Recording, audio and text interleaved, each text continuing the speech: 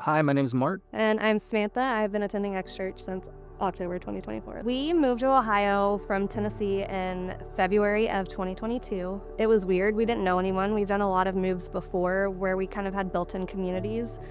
He's former military, so when we did military moves, we had military family, and then when we moved back home to Tennessee, we had friends and family. So coming here was pretty isolating. We had gone to church previously in Tennessee. We went on a Mother's Day.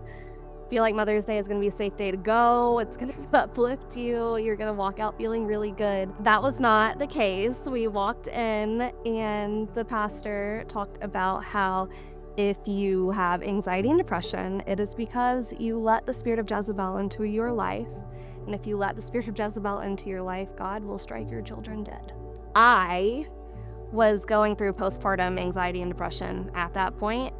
So to hear that was it was hurtful. I was like, you're gonna tell me that like all these hormones and blah, blah, blah, and my things are out of my control is because I let the spirit of Jezebel into my life and I'm a sinner and my kids are gonna die because of that. So I was very put off by church at that point. I was like, okay, I love Jesus. I know I have a relationship with him. Maybe I don't need church. My perception on church, at least when I was younger, was kind of how that church experience went. And it was a lot of things that if you do this, it's because of this and this and this. And so when we went on that Mother's Day, it really did. It's like, this is what I expected. I had been invited to X Church quite a few times by Christy Carty. She's a photographer. She was one of the first people that I met when I moved to Ohio. My first experience, I'd finally shut the voices in my head up a little bit, and I had seen the Inspired Conference being advertised on Facebook. Christy had told me about it. So I got a ticket and I came by myself, and immediately from walking in, I felt welcome. I didn't feel judged,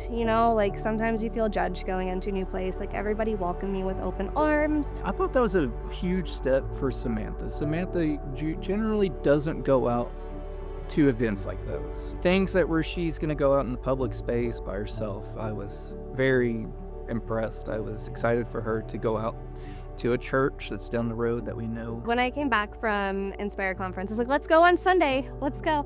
Sunday came around, and going into public places is hard for me, especially when I don't know all of the people. I just had that in the back of my head. You don't belong there. The past church hurt was still in my head. I let that win. I was like, okay, maybe even though I had a really great experience, I felt very welcome, I was still very nervous to step into a new environment and to bring my family too. I went through some personal trials and tribulations in 2024. I tore my rotator cuff, closed a business, kind of walked through anxiety and depression again. I just reached a point where I was like, what's it gonna hurt to go to church? Let's try it. We went in with one perception of what X Church would be like. It was different. And even before then, walking in, you just felt the atmosphere, everyone's happy to be here. At the end of the service, once we were done, we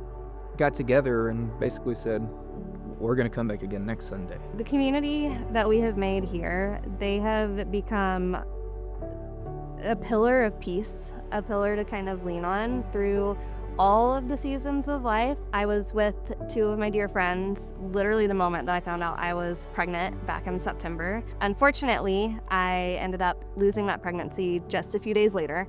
And they were the first people that I was able to turn to in that moment versus being isolated. Because that's one of those moments where you can kind of just hole up and hide away. But I had two really good friends to help carry me through, and it made me realize that even though we have all this joy in our life, there's still going to be grief, but to have people on your side doesn't make it go away, but it makes it just a little bit easier to walk through.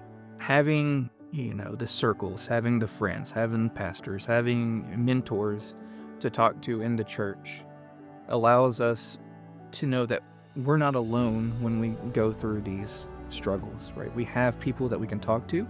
We have friends, some of the friends we treat like family. Ohio did not feel like home until we started building our community here. So if you are anything like me and you get scared to try new things or to meet new people, I want to encourage you to just take one tiny step outside of your comfort zone and meet a new face. It very well could change your life.